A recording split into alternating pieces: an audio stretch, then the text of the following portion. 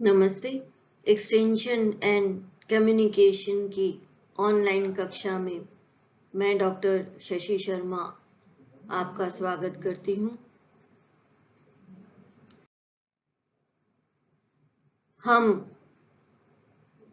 पढ़ रहे थे प्रोग्राम इवैल्यूएशन अर्थात कार्यक्रम मूल्यांकन और चर्चा कर रहे थे कार्यक्रम मूल्यांकन के क्या टूल्स और टेक्निक्स होते हैं। आज प्रस्तुत है इसका भाग 5।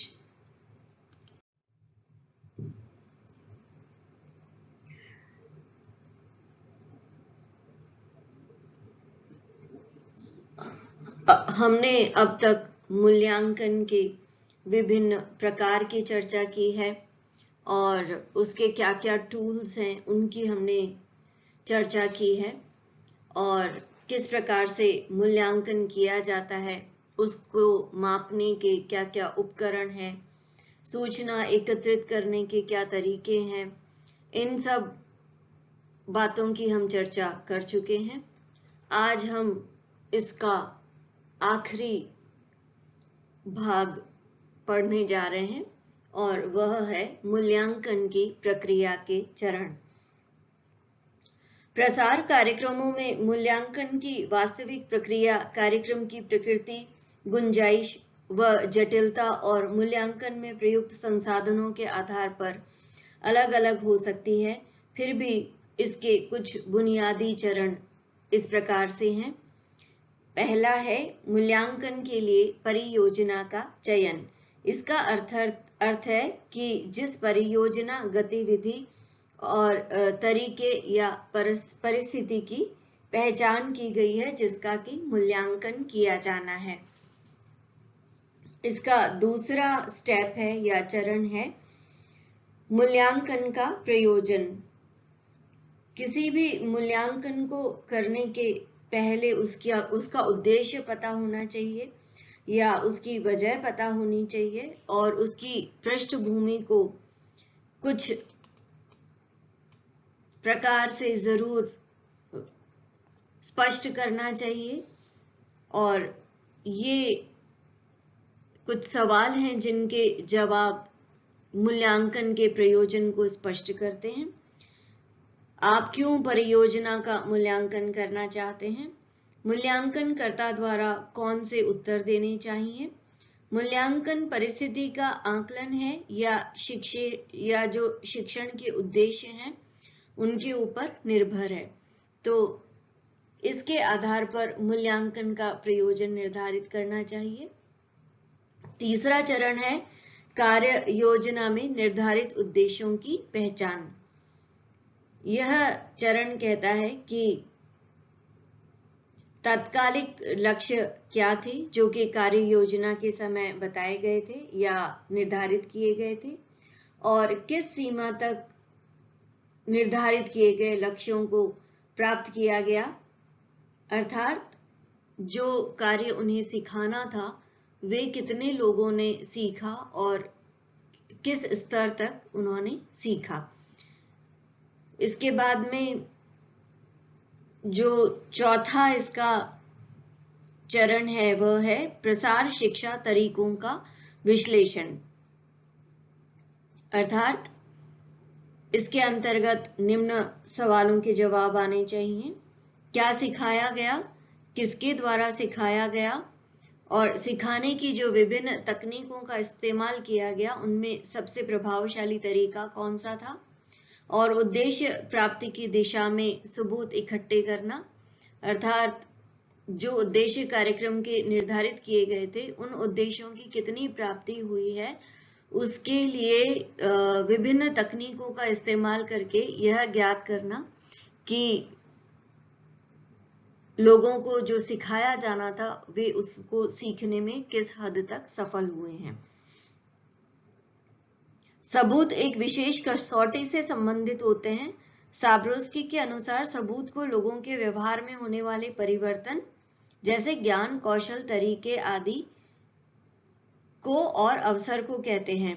बाद के मामलों में कार्य को स्थापित सीखने की परिस्थिति, लिखित सामग्री, दी गई बातचीत, भ्रमण के रूप में मापा जाता है।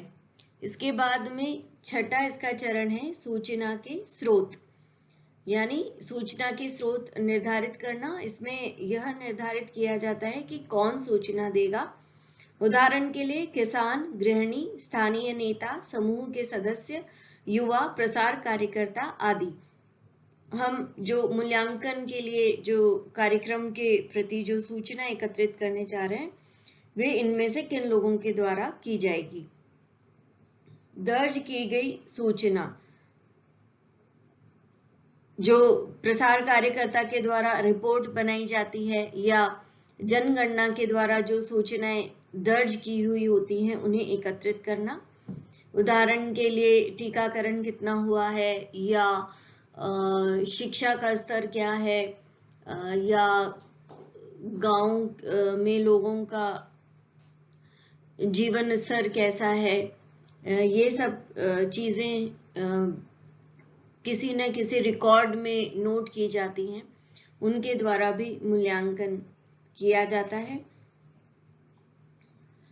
सैंपल का अध्ययन या जनगणना अध्ययन की आवश्यकता। दो प्रकार से सूचना को एकत्रित किया जा सकता है, यह हमने पहले भी पढ़ा है कि सैम्पलिंग मेथड से सूचना एकत्रित करनी है, या सेंसस तरीके से, या जनगणना तरीके से। इसके बाद में जब यह निर्धारित कर लिया जाता है कि सूचना के कौन से स्रोत होंगे, उसके पश्चात सूचना एकत्रित की जाती है। यह इसका 7वां चरण है। कौन सूचना एकत्रित करेगा? मूल्यांकनकर्ता, प्रसार कार्यकर्ता, स्थानीय नेता आदि। यह इस चरण में डिसाइड किया जाता है। सूचना किस प्रकार एकत्रित की जाएगी, अर्थात साक्षात्कार विधि से, या ऑब्जर्वेशन या निरीक्षण विधि से, या प्रश्नावली के द्वारा आदि तरीके यहाँ निर्धारित किए जाते हैं। इसके बाद में इसका जो 8वां चरण है वह है सूचना दर्ज करने का पर्चा तैयार किया जाता है, अर्थात जो सूचनाएं एकत्रित करनी है उन्हें किस तरीके से रिकॉर्ड किया जाएगा। इसमें आता है साक्षात्कार, प्रश्नावली, तराजू रेटिंग परीक्षण, निरीक्षण पन्ने, स्कोर कार्ड, चेकलिस्ट आदि के उपयोग से सूचनाओं को रिकॉर्ड किया जाता है। और इसके अलावा डेटा शीट का प्रयोग परिस्थिति का आकलन शिक्षण उद्देश्यों की दिशा में किया जाता है।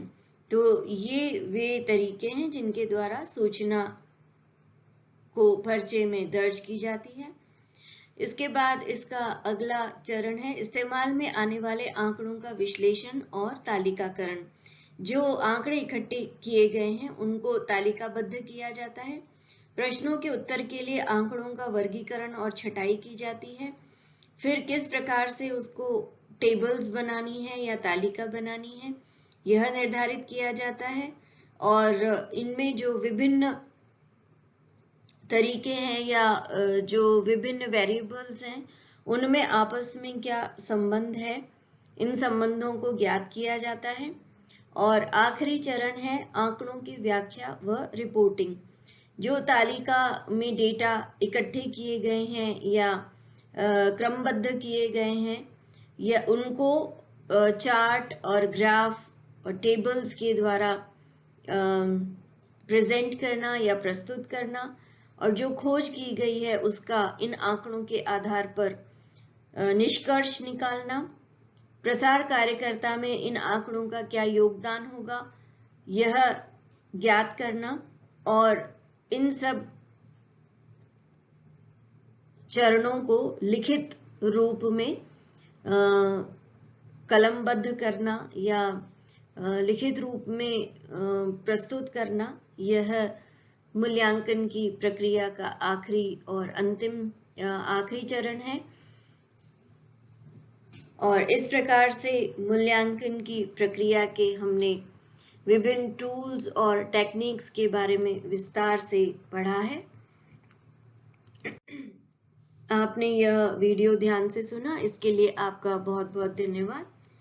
इसके साथ ही आपकी चौथी यूनिट समाप्त होती है और अब हम अगले वीडियो में नई इकाई आरंभ करेंगे। तब तक के लिए धन्यवाद।